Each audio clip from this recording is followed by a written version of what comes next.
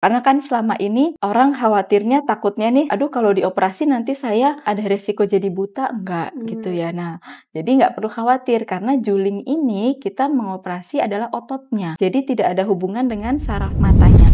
Selamat datang di podcast Dinkes.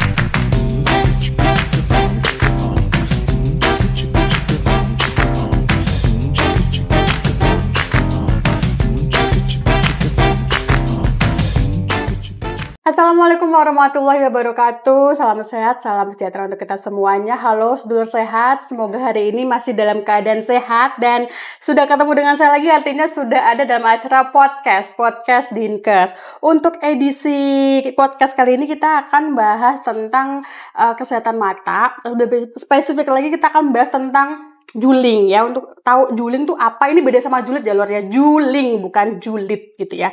Mungkin kalau terlalu sering julid bisa jadi juling. Kita nanti tanya langsung spesialis mata. Di sini sudah ada di sebelah saya Dr. Nisita Suryanto SPM. Halo dokter, apa kabar hari ini? Halo Mbak, alhamdulillah sehat. Terima kasih dokter sudah hadir bersama kami. Nanti kita akan bahas tentang juling di sini. Di podcast akan ada 5 fakta dan mitos yang nanti Dr. Nisita jawab. Nanti kita akan bahas di belakang fakta dan mitos kenapa alasannya begitu ya dokter ya. Oke, untuk sedulur sehat Kota Semarang nanti yang mungkin cocok atau mungkin jatuh hati dengan Dr. Nisita bisa kalau mau visit atau ketemu dengan Dr. Nisita biasa praktek di Rumah Sakit Islam Sultan Agung, di Rumah Sakit Bayangkari Akwal ya dok ya, sama di Klinik Mata Papandayan ya dok ya. Betul. Begitu. Oke, kita mulai ya dok ya untuk fakta dan mitos yang pertama dokter, fakta atau mitos juling tidak dapat disembuhkan. Mitos. Oh jadi jangan khawatir yang merasa juling. Sebenarnya juling tuh sensitif nggak sih dok kalau kita singgung juling itu gimana ya dok ya? Oh nanti kita bahas di belakang. Kita bahas belakang ya. Yang merasa dirinya juling kan nggak enak ya. Oke dokter, fakta atau mitos juling dapat mengakibatkan kebutaan? Kebutaan mitos. Mitos, berarti masih aman bisa disembuhkan ya dok ya. Oke dokter, yang ketiga fakta atau mitos mata juling merupakan keturunan? Bisa fakta, bisa mitos. Bisa fakta atau mitos ya.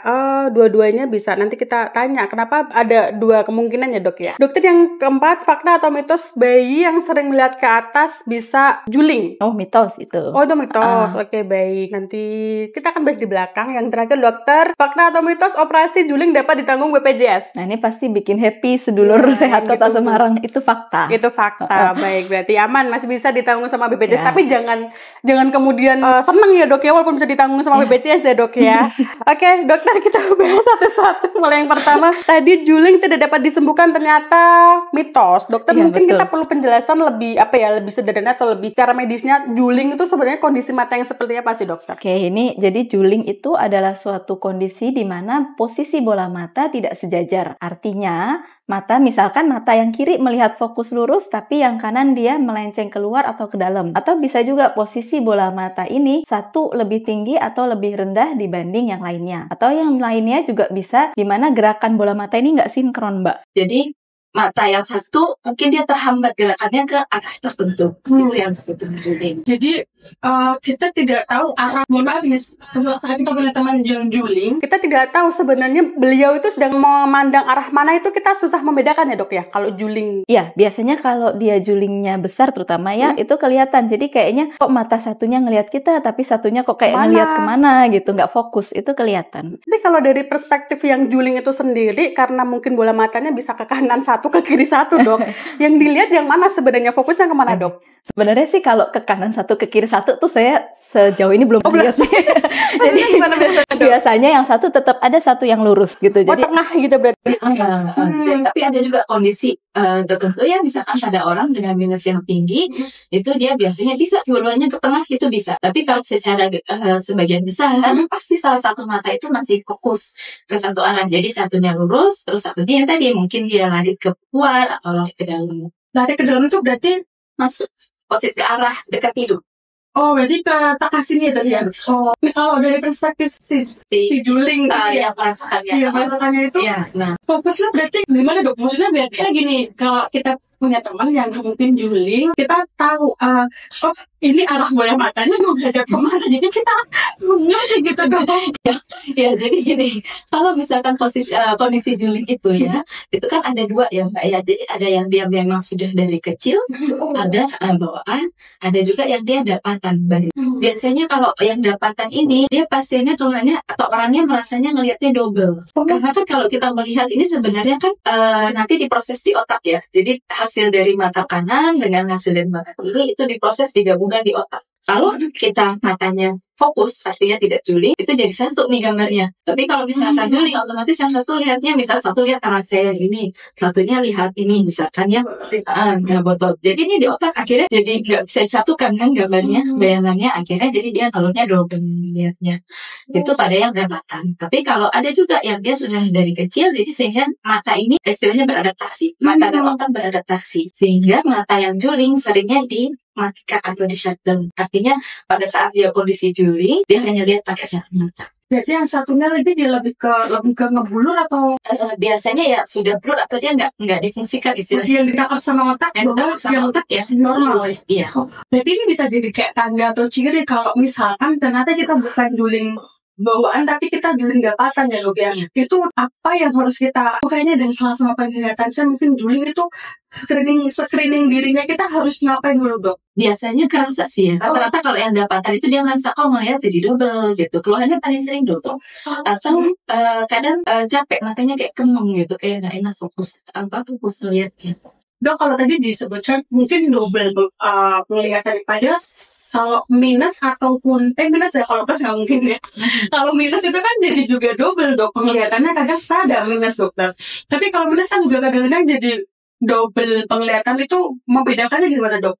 Biasanya gini, kalau mata minus ya, jadi kalau mata minus seringnya sih keluhannya mungkin bukan double sekali ya, tapi blur sebenarnya gambarnya. Yang dirasakan tuh blur, bukan double sebenarnya. Nah, gampangnya lagi kita bisa coba tutup satu mata. Kalau dia satu mata kita tutup nih, misal mata kanan kita minus nih, ditutup pasti akan tetap sama blurnya. Atau mungkin persepsi double ya, persepsi double di orang yang kita persepsikan sebagai blur atau buram, gitu pasti akan tetap buram. Tapi kalau dengan orang yang juling, dia pada saat ditutup jadi jelas, karena kan nggak ada keluhan di matanya, kecuali kalau pasiennya juga punya juling, punya mata minus juga ya. I see. Jadi yang tadi berfungsi bisa jelas, yang tadi juling ada sedikit kabur atau doublenya bayangan hilang, gitu. Iya. Berarti gitu ya. Jadi teman-teman mungkin ini jadi perlu tahu untuk faktor resikonya kalau kita misalkan dapatan dokter bukan dari bawaan, itu faktor resikonya apa dok, biar maksudnya kita terhindar dari juling ini. Jadi faktor resikonya itu mungkin faktor resiko plus penyebab sekalian kali ya Mbak ya. Jadi berbeda di usia anak dengan usia dewasa. Jadi kalau di usia anak biasanya itu bisa disebabkan satu karena mungkin dia ada riwayat lahir prematur gitu ya, atau mungkin dia ada gangguan tumbuh kembang, itu dia bisa berisiko untuk menimbulkan mata juling gitu. Atau ada juga nih kondisi anak yang namanya hipermetropia. Jadi hipermetropia itu adalah suatu kelainan di mana mata ini membutuhkan bantuan kacamata plus. Padahal masih usia dini ya, karena kan anak-anak nih bola matanya belum berkembang seperti orang dewasa ya. Jadi dia bola matanya masih pendek. Nah, kadang ini beberapa nih dia jadi akhirnya muncul plusnya. Biasanya kalau yang seperti itu plusnya tinggi sekitar 3 atau 4 atau lebih gitu ya. Nah, kalau kondisi ini tidak ditangani dengan pemberian kacamata, otomatis anak ini akomodasinya kuat. Nah, kalau akomodasinya kuat, mata ini geraknya masuk ke dalam gitu. Jadi akhirnya juling ke dalam gitu. Nah, kalau pada dewasa ini bisa disebabkan paling sering itu trauma. Trauma itu kecelakaan gampangnya ya. Karena trauma bisa, atau mungkin karena gangguan vaskuler. Gangguan vaskuler itu artinya gangguan di pembuluh darah. Itu paling sering yang terjadi pada pasien-pasien atau orang dengan sakit gula darah tinggi gitu. Atau mungkin lainnya bisa jadi, tapi agak jarang mungkin ya, tumor-tumor atau gangguan di otak. Itu juga pengaruhnya nanti ke gangguan di saraf yang menggerakkan otot bola mata. Kalau terlalu sering melihat gadget, dokter screen time-nya terlalu sering, itu apakah juga jadi faktor resiko untuk terjadi juling? Bisa jadi. Jadi karena pada saat kita melihat gadget berlebih, itu kan aktivitas melihat dekat kita juga berlebih. Nah, pada saat kita melihat dekat, terjadi akomodasi di mata. Salah satu dari triasnya akomodasi itu salah satunya adalah mata nih ke dalam posisinya gitu. Jadi itu bisa beresiko menimbulkan mata juling yang kedap. Mungkin tadi disebutkan akomodasi ke mata itu seperti kayak fokus ke mata. Fokusnya, jadi kan kalau untuk ibaratnya gini, gampangnya saya sering menganalogikannya dengan kayak kamera. Kalau kita foto kamera jauh kan kita nggak perlu zoom jelas ya udah ke foto aja. Tapi kadang kalau kita foto mau ambil yang dekat gitu kan kita perlu zoom. Nah itu juga sama di mata juga gitu. Jadi pada saat kita melihat dekat, mata ini butuh akomodasi untuk memfokuskan. Oke, gitu. kerjanya agak lebih berat karena harus memfokuskan detail gitu punya dokter betul. ya. Oke, jadi tadi kalau dijelaskan bahwa anak kecil pun bisa punya faktor resiko kalau dia mungkin dari kecilnya ada plus dan sebagainya. Berarti screening kesehatan mata juga perlu dilakukan sejak kecil ya dok ya? Perlu. Oke, kalau kesehatan gigi mungkin 6 bulan sekali screening. Kalau mata untuk anak-anak disarankannya bagaimana dok? Mata biasanya kalau misalkan dia lahirnya normal, tidak prematur, itu bisa kita periksa sekitar usia 3 bulan atau 6 bulan. Itu sudah mulai bisa dilakukan pemeriksaan. Kalau prematur beda cerita ya, karena kan memang kalau prematur ini sedikit selingan aja. Kalau bayi prematur itu kan dia kondisi retinanya atau saraf lapisan saraf matanya belum berkembang dengan maksimal. Nah, sehingga kita butuh pengawasan untuk perkembangannya itu. Jadi dia evaluasinya lebih dini, begitu lahir harus langsung diperiksa kalau bayi prematur gitu. Tapi kalau yang normal-normal aja bisa kita mulai dari usia 6 bulan nggak apa-apa. Gitu. Nanti setelah itu sekitar usia 1 atau 3 tahun itu kita lakukan pemeriksaan. Kemudian selanjutnya usia preschool sekitar 4-5 tahun. Nanti setelah itu kalau baik-baik aja paling nggak 6 bulan sekali sampai 1 tahun sekali maksimal. Ini penting ya dok ya, karena ini jendela dunia ya. Kalau gimana kita nggak punya jendela, dokter berarti tadi fakta dan mitosnya kan juling tidak dapat disembuhkan. Mitos kita masuk ke sini tadi berarti sebenarnya juling ini bisa lakukan treatment. Nah ini biasanya treatmentnya apa aja dokter untuk menyembuhkan? Treatmentnya lagi kita kembali ke kasusnya masing-masing ya Mbak. Jadi ada skalanya. Iya, tergantung. Jadi tergantung nih penyebabnya apa. Kalau misalkan penyebabnya adalah karena kebutuhan kacamata tadi pada anak-anak, nah itu kita berikan saja kacamata. Kalau memang dia karena full, artinya memang murni karena dia akomodasi yang berlebih, kita kasih kacamata, matanya bisa lurus. Koreksi kacamata berarti betul, kita berikan kacamata plus sesuai usia dan koreksinya dia, itu nanti bisa lurus matanya. Gitu. Nanti tinggal kita amati perkembangannya. Kan pasti ini bola mata berkembang, ukuran kacamata juga bisa berubah. Jadi kita amati, kita evaluasi terus perkembangannya. Nanti bisa jadi dia lepas kacamata tidak operasi ya. Atau mungkin bisa juga ada juga yang separuh-separuh, artinya dia nggak cuma murni kacamata. Nah itu kita pertimbangannya nanti bisa kita evaluasi dulu atau bisa kita operasi juga bisa. Tapi mungkin operasinya bisa kita agak tunda agak lama sambil mengawasi perkembangannya dia. Gitu. Nah terus kalau dia penyebabnya yang tadi orang dewasa misalkan dia sakit karena sakit gula atau sakit darah tinggi, itu kita harus evaluasi lagi nih, ditangani dulu gulanya. Kadang beberapa orang bisa juga setelah gulanya terkontrol dia bisa kembali keluhan hilang, keluhan julingnya hilang, itu bisa. Bahkan pada kasus-kasus trauma ya kecelakaan itu nggak semuanya juga langsung kita operasi. Jadi case by case. Kalau misalkan kita lihat, kita lihat dari ototnya nih masih bagus, itu kan mungkin dia kayak istilah, mungkin awalnya nggak kayak cuma kebentur gitu ya. Ototnya bagus, nggak apa-apa, kita bisa evaluasi dulu. Karena bulan maksimal biasanya kita lihat ada beberapa juga bisa membaik gitu. Tapi kalau kita lihat misal kondisi trauma, kita lihat ini ternyata ototnya putus. Nah itu kita mungkin nggak perlu nunggu 6 bulan, mungkin ya bisa 2 minggu atau 1 minggu, 1 bulan gitu ya. Itu tergantung kondisinya. Maksudnya penanganannya jadi beda. Jadi kita menangannya case by case sih sebenarnya. Oke, baik. Berarti tidak semua julingnya harus operasi ya dok ya? Iya.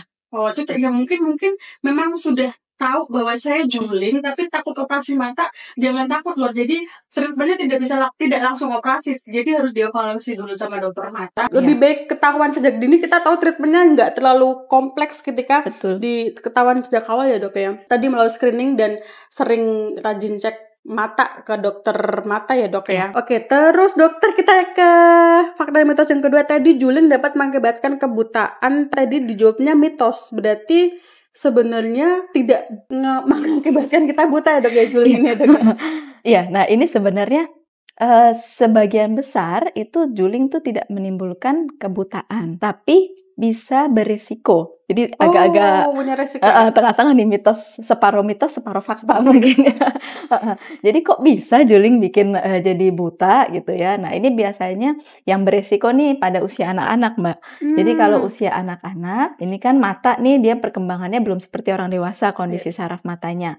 Nah, kalau pada orang yang juling nih, otomatis kan pada saat satu mata fokus, mata lainnya kan melihat yang lain.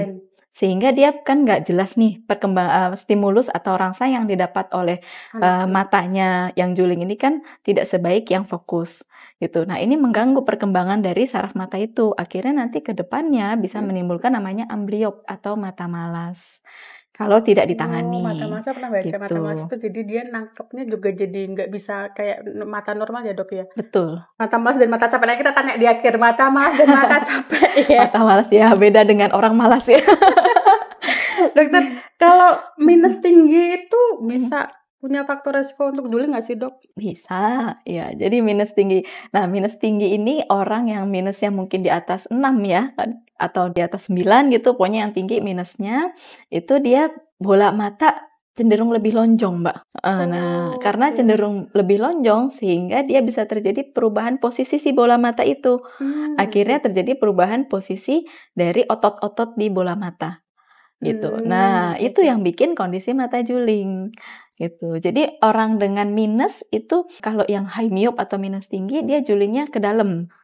Gitu. Tapi ada juga kebanyakan sih, ada juga yang dia julingnya keluar. Jadi bisa orang dengan minus ini bisa juling keluar, bisa juling ke dalam. Dok, tadi kalau juling ke dalam kan berarti fokus ke tengah ya dok ya? Ya, Kalau matanya berarti lebih ke kanan, tepi, kiri. ke ya arah pipi, arah telinga ya. Ke atas atau ke bawah nggak ada ya dok ya? Ada juga. Oh ada ya? Ada. Berarti juling mata ke atas gitu gimana dok? Berarti bola matanya ke atas Bisa. dong? Iya, posisi bola matanya satu lebih tinggi atau satu lebih rendah dibanding yang lain. jadi- Tergantung fokusnya pakai yang mana. Jadi ini yang mengendalikan itu ke saraf matanya dok ya? Atau gimana, Dok? Bukan saraf mata. Kalau saraf mata kita ngomonginnya nama Latin atau nama dokternya nervus opticus ya, beda. Jadi kalau ini lebih ke saraf yang menggerakkan otot bola mata. Oke, Gitu. Saraf otot mungkin ya lebih gampangnya ya. Baik. Oke, berarti ya sebenarnya tidak menyebabkan secara langsung tapi beresiko ya dok ya. Baiknya memang ketika udah punya minus tinggi sebaiknya konsultasi ke dokter gitu ya dok ya. Betul. Batasnya di 6 tadi ya dok ya? Ya, dikatakan tinggi itu kan di atas 6 ya. Di atas 6 ya. Saya pernah ada kasus dokter. Teman saya tuh satu matanya tuh minus 8, satunya normal. Ya memang dilasik sih karena terlalu gapnya terlalu tinggi. Iya. Itu tapi sempat waktu itu kalau nggak mau operasi ini bisa juling ya. Berarti bener itu dia kalau di atas 6 memang berfaktor resiko, kalau dia tinggi banget minusnya jadi juling ya dok ya. Betul. Apalagi kalau kondisinya seperti tadi ya. Jadi yang mata satunya normal. Sedangkan yang satunya minusnya 8, tinggi sekali.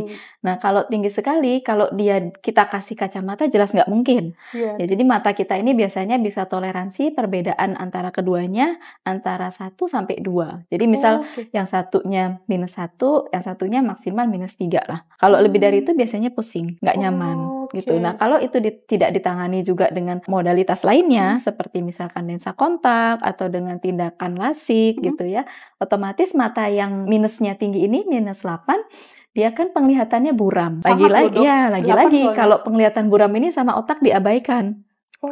Kalau diabaikan, lama-lama matanya lari keluar gitu ya. Kecuali kalau dia bola matanya tadi ya terlalu panjang sehingga dia terjadi perubahan posisi, akhirnya jadi juling ke dalam gitu. Jadi memang kalau mata minus tinggi kita abaikan, nanti ya itu lama-lama dia antara masuk ke dalam atau lari keluar. Nah itu lur. Jadi lebih aware sama kesehatan mata karena kadang orang tuh alah udahlah gitu kan, seringan gitu minus 1, udahlah minus 1 ini gitu, udahlah gitu, silinder 0,25 ini gitu dok. Takutnya kalau dibiarkan malah jadi lebih parah ya dok ya. Dokter, kita ke fakta dan mitos yang ketiga. Tadi mata juling bisa diturunkan, tadi bisa fakta, bisa mitos. Ternyata tadi sebenarnya udah kejawab di yang pertama ya dok ya. Iya, faktor resiko tadi ya. Ada memang yang bawaan, ada yang memang dapatan gitu. Tapi tetap ada keturunan ya dok ya, diturunkan ke. Bisa ya.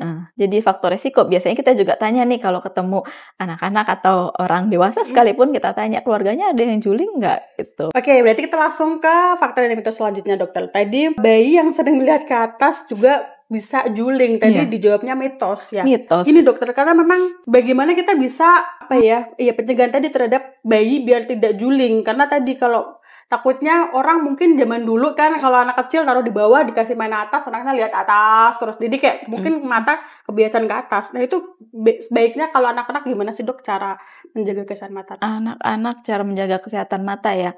Sebenarnya sama sih ya, intinya sih prinsipnya screening. Jadi anak ini pada saat usia 3 bulan atau maksimal 6 bulan dia harus sudah bisa fokus.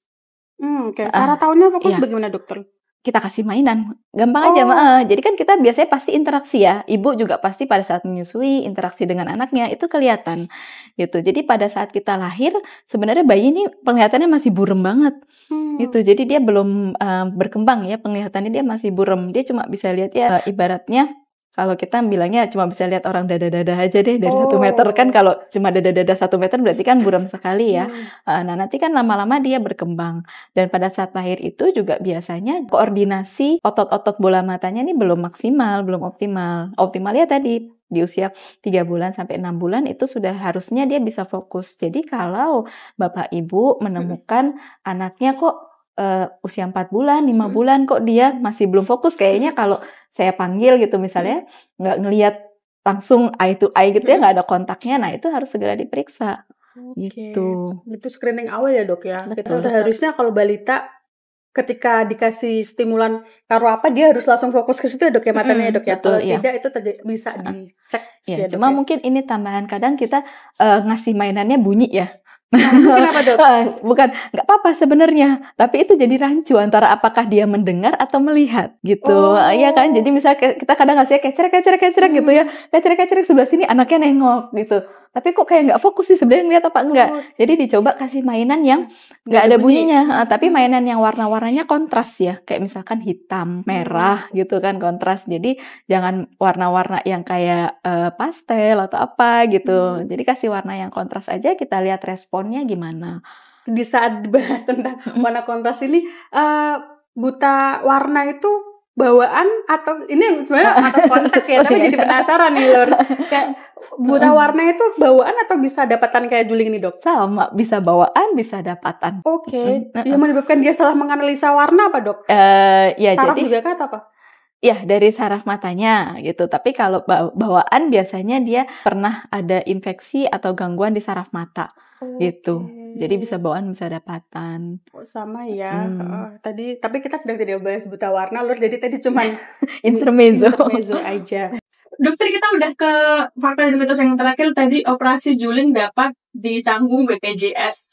Ini fakta ya dok ya? Betul, fakta. Tadi yang takut operasi atau takut biaya operasinya jangan khawatir dulu karena ternyata bisa di cover sama BPJS ya dokter. Walaupun setiap treatment, setiap juling itu belum tentu dioperasi ya dok ya? Betul.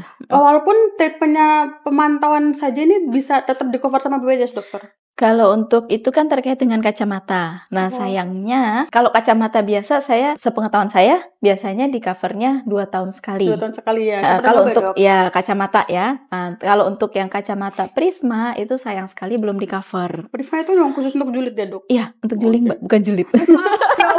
Jadi julid. Juling, sorry dok. Iya kalau kacamata Prisma sayangnya belum di cover gitu. Dan harganya memang cukup lumayan ya, untuk satu lensanya kira-kira sekitar 800 atau 1 juta. Itu kacamata Prisma. Tapi kalau kacamata misal dia kacamata plus atau minus itu sama seperti kacamata lainnya setiap 2 tahun sekali di covernya gitu. Kalau untuk operasi alhamdulillah operasi juling ini sudah di cover BPJS. Full ya dok ya. Dok, tadi di awal saya sempat bingung nyebutnya enaknya gimana sebenarnya juling gitu kan. Juling ini tuh sesuatu yang sensitif, misalnya kayak kadang mungkin jadi bercandaan gitu, tapi sebenarnya pernah nggak sih dok mungkin menemukan pasien atau apa yang mungkin mengeluhkan jadi sensitif ketika kita bahas tentang juling. Maksud saya, kamu juling itu gimana sih dok? Ada nggak keluhan dari pasien yang gimana dok? Kita harus gimana dok? Iya nih, jadi takutnya ini agak sedih juga, agak menyedihkan sebenarnya. Kadang tuh muncul stigma negatif dari juling ini, gitu. Banyak memang kadang ada yang anak-anak gitu ya dikata-katain gitu. Mungkin maksudnya bercanda ya, namanya anak-anak kan, juling lu juling gitu kan. Iya, tapi sebenarnya deep inside mungkin dia sedih gitu kan. Nah, itu juga. Ada juga guru bahkan dari muridnya gitu ya. Muridnya bilang, "Bapak matanya kemana?" gitu kan. Ya mungkin gurunya agak tabah, tapi kan dalam hati mungkin sakit ya. Jadi saya ya mungkin itu kesadaran kita masing-masing kali ya kalau untuk itu. Dan kadang ini juling ini, nah ini mungkin balik ke operasi kaitannya ya Mbak ya, dengan apa atau treatment dari juling, bahwa sebenarnya operasi atau tata laksana atau treatment dari juling ini bukan semata-mata untuk kosmetik. Kita kan mungkin mikirnya selama ini biar matanya lurus aja deh gitu kan. Bahkan saat mata ini penglihatannya sudah tidak berfungsi karena hal lain, itu tuh tidak semata-mata kosmetik, tapi itu berpengaruh ke kehidupan sosial orang itu. Jadi katakan yang tadi, atau yang lainnya misalkan saya mau ngelamar kerja, tapi saya nggak bisa karena mata saya juling. Nah, jadi ini kita banyak gitu manfaatnya, nggak cuma sekedar memperbaiki kosmetik gitu. Itu juga memperbaiki penglihatan ya pada anak-anak. Misalkan kalau mata kita juling, katakanlah misal juling ke dalam ya. Nah, kalau juling ke dalam otomatis mata ini kita punya lapang pandang. Lapang pandang tuh luas penglihatannya. Jadi kalau Mbak lihat lurus ke depan, sebenarnya kan kita tangan di sini nih masih kelihatan, tangan sini kelihatan. Nah, jadi kalau matanya juling, otomatis lapang pandang ini berkurang. Katakanlah misal mata saya ya, katakanlah mata saya satu juling ke dalam nih yang kanan. Mata kiri saya lapang penglihatannya begini. Kalau normal yang kanan segini. Nah, begitu mata saya juling ke dalam, jadi cuma segini. Yang sini nggak kelihatan gitu kan. Nah, itu berpengaruh gitu. Kalau di anak-anak tadi ya berpengaruh juga ke penglihatan, karena kalau dia bisa fokus dua-duanya, perkembangan matanya pasti baik dua-duanya. Dan perkembangan lainnya termasuk mungkin penerimaan terhadap informasi yang masuk juga bisa lebih optimal ya dok kalau tidak juling ya dok. Betul, ya. Karena mungkin tadi ternyata ada jarak pandang yang terputus di sini ketika juling ya berkurang. Iya. Terus satu lagi juga juling ini juga berpengaruh terhadap kemampuan kita melihat 3 dimensi. Melihat 3 dimensi, jadi istilahnya gini, kalau misalkan mungkin gampangnya misal saya gambar kotak ya, terus habis itu ada kotak lagi tapi saya gambar garisnya putus. Secara gambar kita tahu kalau ini yang kotak garisnya putus nih di belakang. Tapi kalau secara ini kan kita lihat barang nih kelihatan jelas ya. Gampangnya sih kalau 3 dimensi itu saat kita naik turun tangga. Kalau orang dengan gangguan penglihatan atau kedua mata nih fungsinya nggak baik, salah satunya itu pasti terganggu, susah pasti naik turun tangga karena dia nggak punya kemampuan memperkirakan tinggi tangga yang satu dengan tangga berikutnya gitu. Gitu. Jadi berbahaya dok ya. I see. Berarti memang sebenarnya ya sepenting itu ya Lur. Jadi nggak bisa diabaikan. Juling itu tidak hanya pada estetika tadi, kayak ngelihatnya kok ini, mohon maaf, karena memang ketika kita ngobrol sama orang juling itu agak membingungkan dok. Yang pertama saya ingin tanyakan tuh sebenarnya respon kita tuh harus bagaimana gitu, harus mengikuti arah bola matanya kemana. Karena kalau kita mungkin langsung menanyakan matamu kenapa, takutnya tersinggung kan, kita nggak bisa nanyakan. Tapi kita harus mungkin adaptasi dengan teman kita yang kita ajak ngobrol. Tapi juling itu tuh bingung harus memposisikan pandangannya kemana kan gitu ya dok. Mungkin gampangnya posisikan ke yang lurus. Jadi pasti ada salah satu mata yang lurus. Nah, kita fokus ke matanya beliau yang lurus posisinya gitu. Baik, begitu. Jadi nggak usah perlu kalau ada yang aneh dengan teman bicara kita mungkin matanya tadi tidak fokus, jangan langsung matamu kenapa gitu. Jadi itu sensitif kalau kayak gitu ya dok ya. Betul. Cukup kita amati mungkin mana yang fokus, bola matanya kita arahkan ke situ aja untuk eye kontaknya itu kan kita kalau ngobrol kan enak ya dok ya. Tapi kalau yang pembicara kita mungkin ada juling yang kita tidak paham, kita tidak tahu, bingung kan dok kadang memposisikan. Dan kalau tiba-tiba kita tanya matamu kenapa, itu kan jadi kok nggak sopan gitu ya dok ya. Itu yang sebenarnya ini gimana cara kita respon kita terhadap orang mungkin yang strangers tapi ada juling gitu loh dok. Gitu ya. Jadi gitu ya Lor ya, cukup fokuskan pada mata yang fokus gitu ya. Dokter tadi ini mungkin agak di luar dari juling, tapi saya tadi menarik tentang mata malas dan mata capek. sama Nah, atau beda dokter? beda. Apa bedanya dokter? Bedanya tadi, mata malas itu nama lainnya amblyopia. Jadi amblyopia itu adalah suatu gangguan perkembangan saraf mata di mana saraf mata ini tidak berkembang dengan baik atau dengan optimal. Penyebabnya macam-macam. Bisa satu, mungkin dia ada gangguan refraksi atau gangguan kacamata yang tidak terkoreksi dengan baik. Yang kedua, bisa jadi dia ada sesuatu yang menutupi media refraksinya. Misalkan mungkin dia kelopak matanya turun ke bawah. Nah, atau mungkin dia ada infeksi atau ada luka di korneanya, atau bisa juga katarak yang tidak ditangani sejak awal. Pada anak-anak ya, kalau amblyop biasanya karena ini terkait dengan perkembangan sehingga faktor resikonya tuh timbul di usia anak-anak, bukan di usia dewasa. Gitu. Terus atau bisa juga tadi juling juga bisa bikin jadi amblyop atau mata malas gitu. Nah, kalau mata capek atau mata lelah itu nama lainnya astenopia.